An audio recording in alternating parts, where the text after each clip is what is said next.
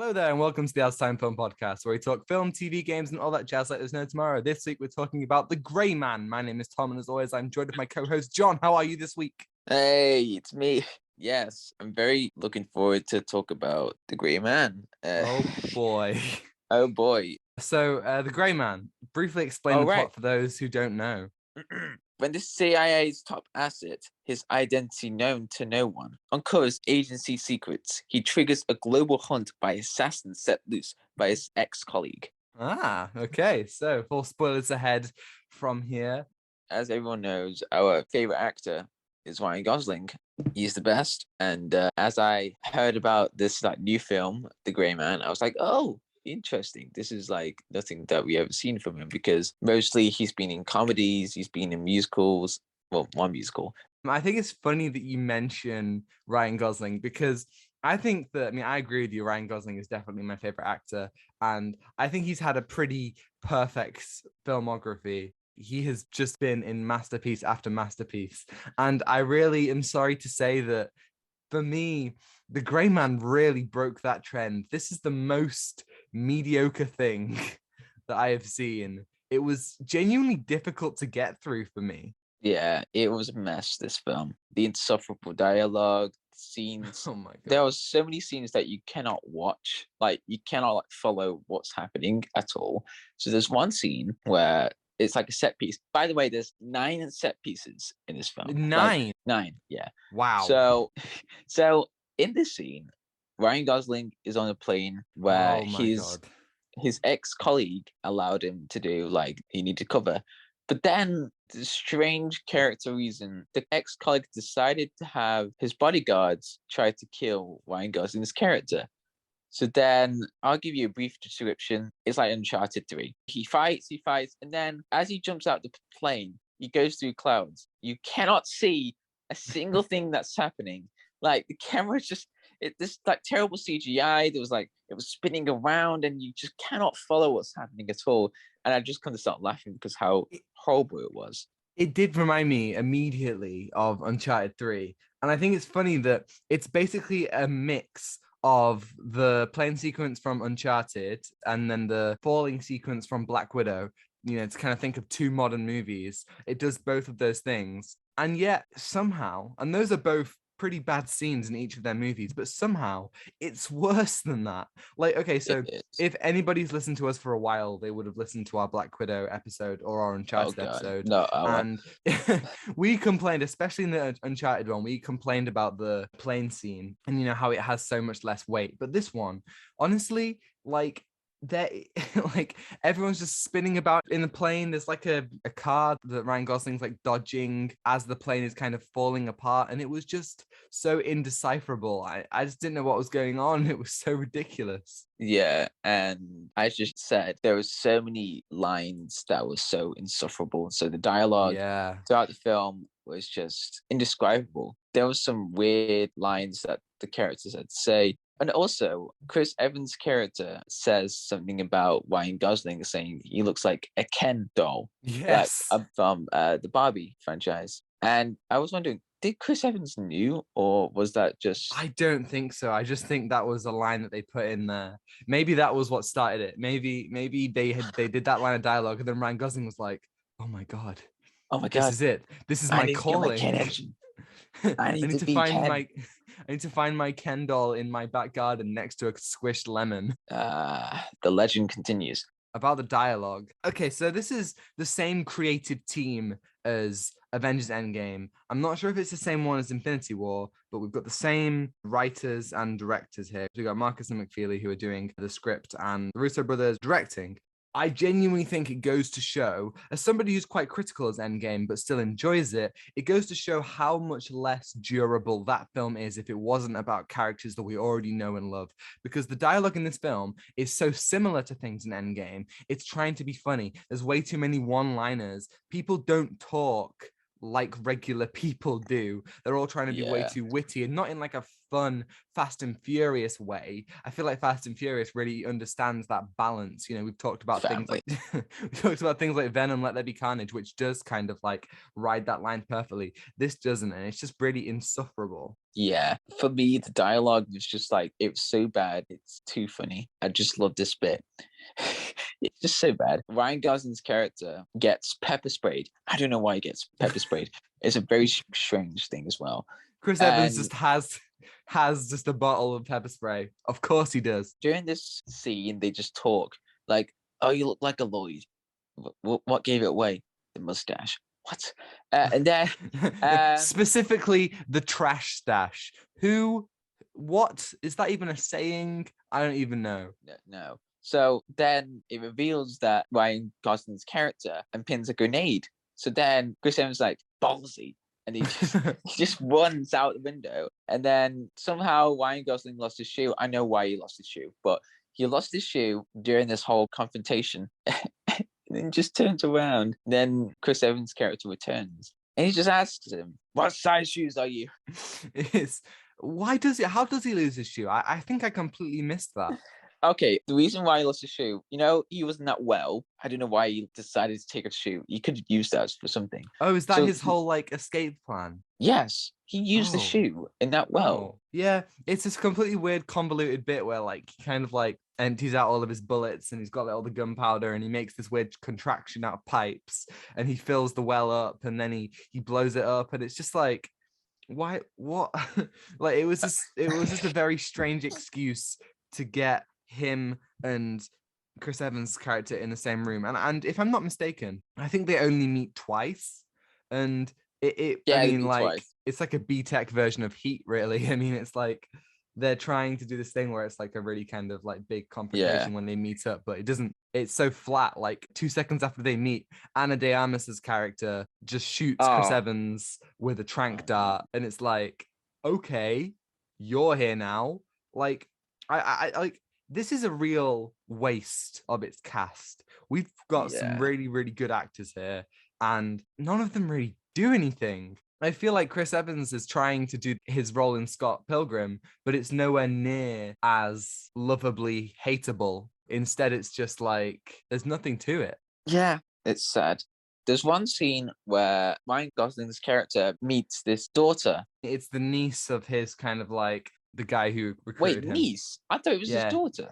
No, it's his niece. Oh, what the? Exactly. The story was confusing itself. It was just boring. It really was just forgettable. Okay, I thought that what?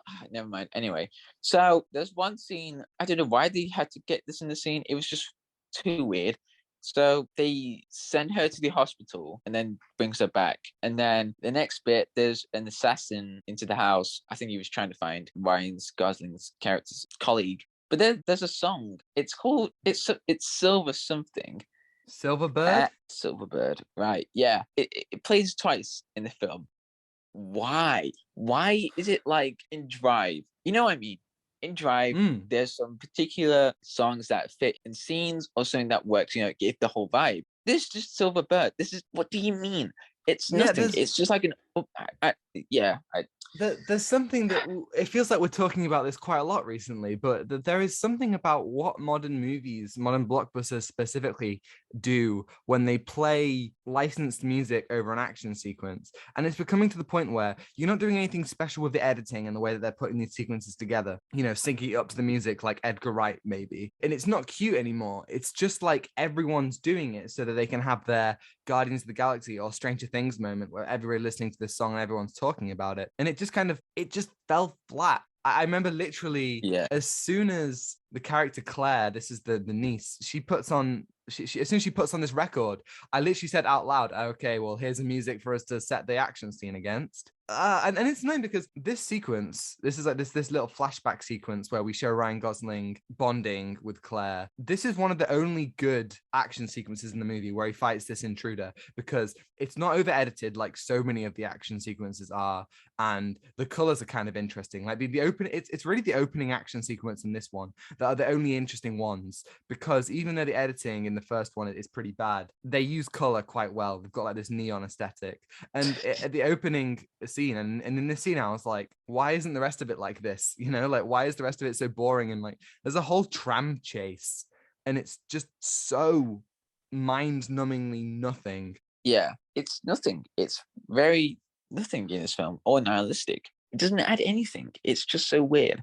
And I want to get into the story because the story is so messed up. Not in the sense of like, oh, it's horrible or anything dark. No, it's just like there's no clear narrative. There's no clear arcs at all. There's anything really for the characters at all. There's been some weird plot points as well, and like trying to get into some situations. So there's one that really bugged me. It was that the ex-colleague decided to attack Ryan Gosling on a plane.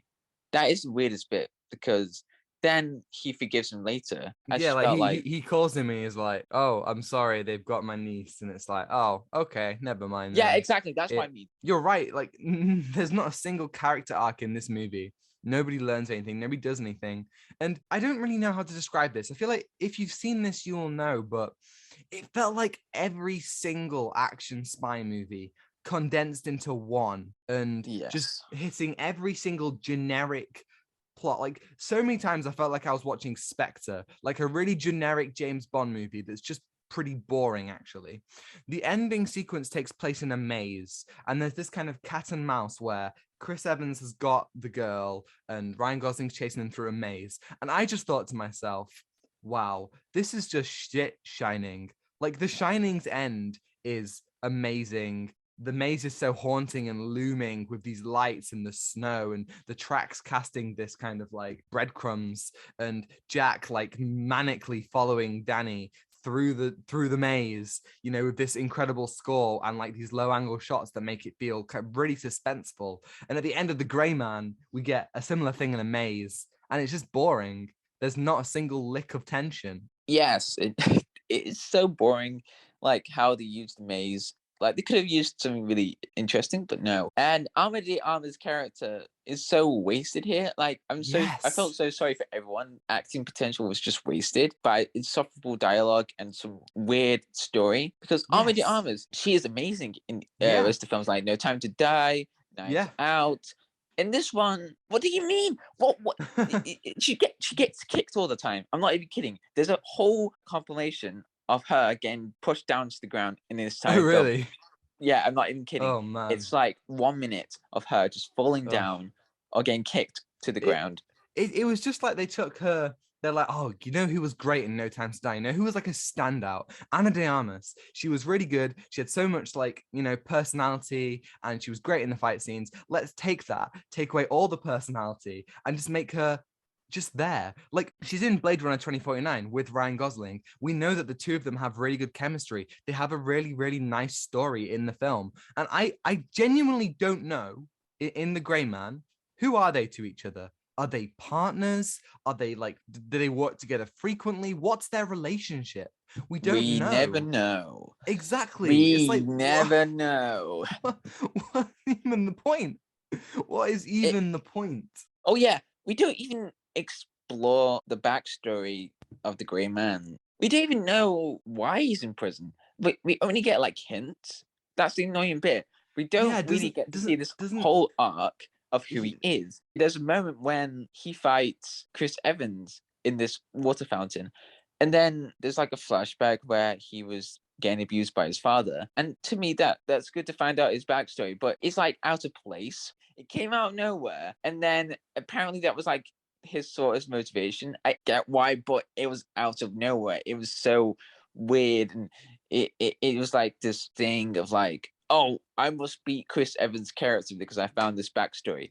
Bro, no. It's like there's a moment when where Ana de Armas is like, why were you in prison in the first place? And he says, oh, my brother was getting beaten up, and it was clear that only one of the people were going to win. So I thought I was being noble. So I killed the person who was beating them up. And then instead of getting praised for it for saving my brother, I got put in jail. And it's like, okay, why don't we expand on that? And then at the end, when it gives you that weird like flashback of him getting drowned, it's like, where did this come from? Is this a character arc? What's happening? It's like you just put this random thing right at the end, and then it's like, what? you just forgot to develop it like at all. The whole fight between Chris Evans and Ryan Gosling, it was okay, but it was just the cinematography was awful in this film. Like, you couldn't see anything, but this whole fight, it was changing, like the editing, it was like changing every time someone just punched or something, and you just couldn't tell who was fighting or not. Editing, something that Hollywood can't escape. Ever since the Bourne movies, there's just this thing in action where it's just so over edited, and unless they're trying to very specifically emulate a different style, like if a film's trying to do like a classic like Hong Kong action flick, then they just don't get away from this. And it felt like, I don't know if you remember this, but a couple of years ago there was behind the scenes from Winter Soldier and Captain America are fighting just below the freeway, where Winter Soldier's got a knife, and it showed this B-roll, and it was all in one shot, and everyone online was like, oh my god, this looks better than the actual movie. And it's like, yeah, because the movies edit it so you can't take in any of the choreography, and like it's so frustrating, and like it doesn't help that it's so visually bland as well. Like, there's a scene where Ryan Gosling and Ana de Armas are hiding at this character Maurice's house, and there's like a SWAT team that's like about to like corner them, and you've also got Chris Evans and Jessica Henwick in like the headquarters. So we keep on cutting between the SWAT team getting into where Ryan Gosling and Ana de Armas is, and Jessica Henwick and Chris Evans. And genuinely, the way that it's shot, the way that it's color graded, Ana de Armas and Ryan Gosling and Chris Evans and Jessica Henwick could be in the same room. They look exactly the same visually. There's no like difference in like the colors. There's no difference in the way that it's shot. Like, it's all just like, it feels so lazy. And I hate saying that because so much work goes into making a film, but I just don't understand these choices. Yeah, it's the Russos.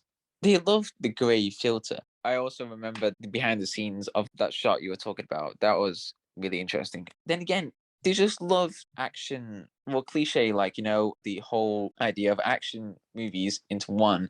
They get like heavily edited stuff, and it's just so out of place. Did you see what they said recently about Civil War? Yes, and it's so unjustified. Like, they don't really back up what they meant about like the gray filter. Like, come on, man. For those of you who haven't seen, basically they say, oh, well, Civil War is supposed to be a very gray movie because the characters are existing in a morally gray area. And it's like, what?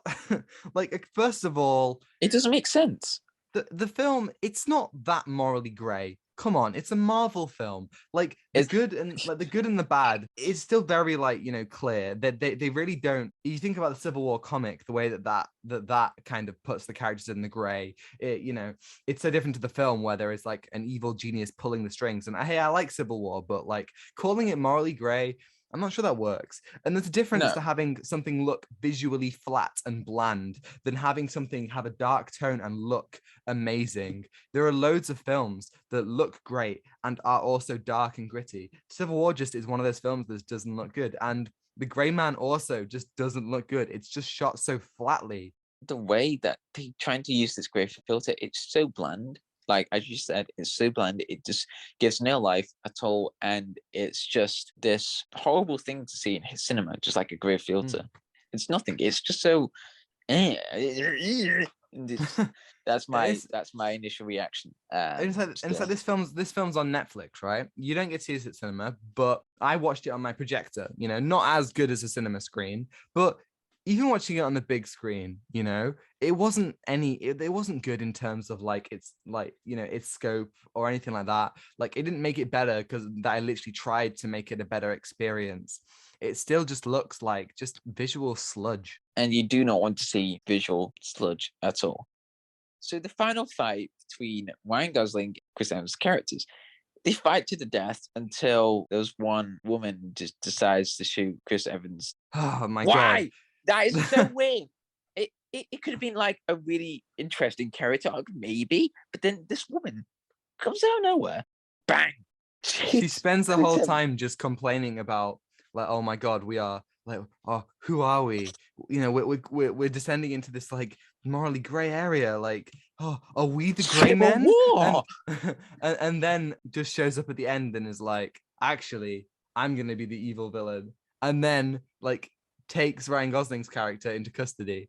But then Ryan Gosling's character escapes like he's Jason Bourne. It was like this, like, you know how the end, yeah, you know how the end of every Bourne movie, of course, they have like this thing where it's like Jason Bourne's still in the wind, and they play Extreme Ways by Moby. Well, they did the same thing where Jessica Henwick's character and Regé-Jean Page's character is in an elevator, and they go down, and Jessica Henwick's like, we've got him, and then the door opens and everyone's dead, and it just felt like it was gonna go woo, and just do like the whole like Bourne thing, and just like her character as well, Jessica Henwick, wasted again. She played Bugs in The Matrix earlier this year, and it's like, she's a good actor, but like everything that she's in, it just kind of like they just waste her, and I just feel like the entire cast here are just completely wasted. Nobody really has any chemistry. Like the characters aren't anything interesting. They're all just archetypes, and it's pretty tiring. Yeah, I get you mean. Like, we could have seen like a really interesting villain, but instead it was just wasted. Like what you said about Jessica's character. She just comes out of nowhere and it's like, now I'm the gray man. I am the gray man. What? You're the gray man?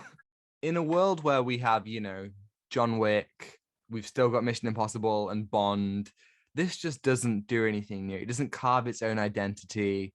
There's nothing there that justifies its existence. It tries to craft a world and this network of spies, just like John Wick, but it's so unengaging. The characters are so similar to the point where Maurice and Fitzroy have the exact same death sacrifice. Maurice turns on the gas in her apartment and then lights it, and Fitzroy, go take my niece. Yeah, it's like, go take my niece. I'm gonna set up this grenade. Like it's just so lazy. There's one assassin who fought the Armas twice in the film, right? Oh my god. Yeah, I know the guy. You remember him? You remember him? Yeah.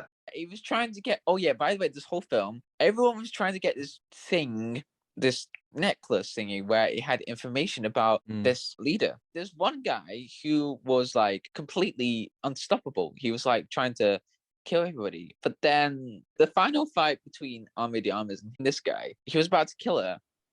But then out of nowhere, he just gets the necklace. He was like, "Oh, you can have it now." I was like, what do you mean? He was like, "Now I just discovered what it means to be human. I know that money is a power of greed. I must be better than that. I must be a man." Yeah, and then he just walks out. He literally says, "These people have no honor," and it's like, you don't have any honor. You were just killing innocent policemen. Like what? Like what do you mean they don't have any honor? The strangest character arc in any movie ever. Honestly, I'll tell you that right now. Like this guy, it just didn't make killing any everyone. sense. Gets necklace. Oh, necklace, nice. Goes back to mansion and then realizes that people don't have honor. Ironic. He just walks out. Oh, what a guy! Man. Like I really want to know who wrote this. Like, I know it's the same people who did Endgame. Yeah, I know who wrote it. It was the people who did Endgame.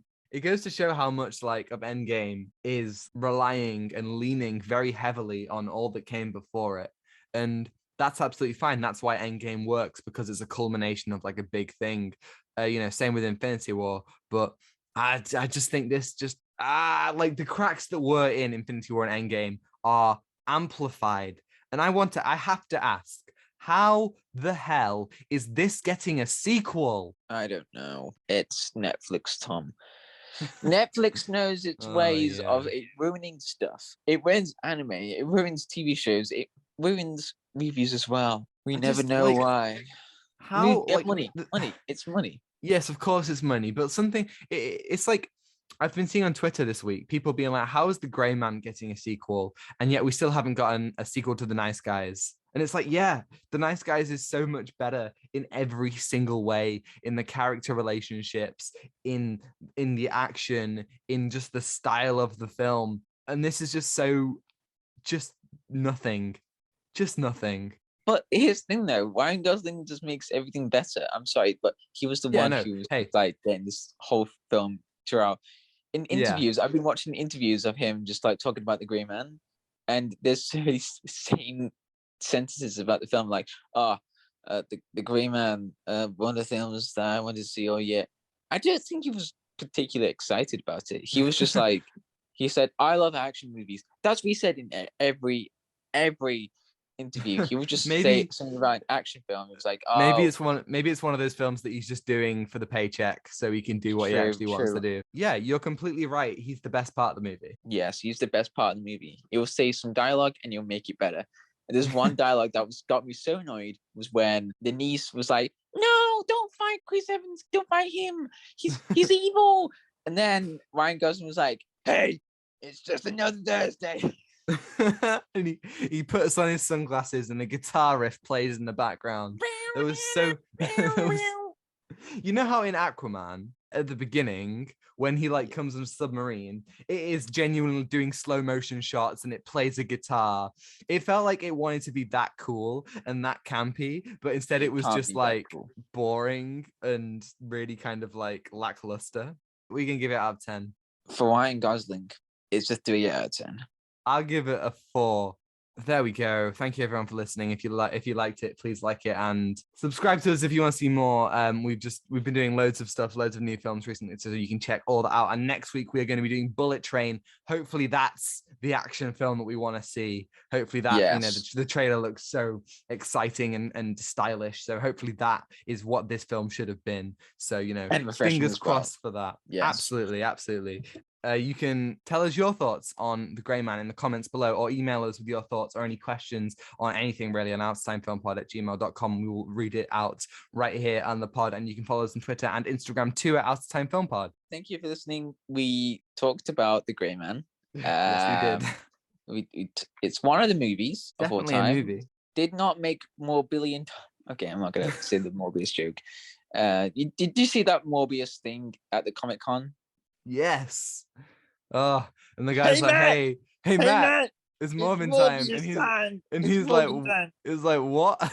I feel so and Matt Smith's just so embarrassed. He's like, that's a bad film. Oh my God. And anyway, thank you for listening. Take care.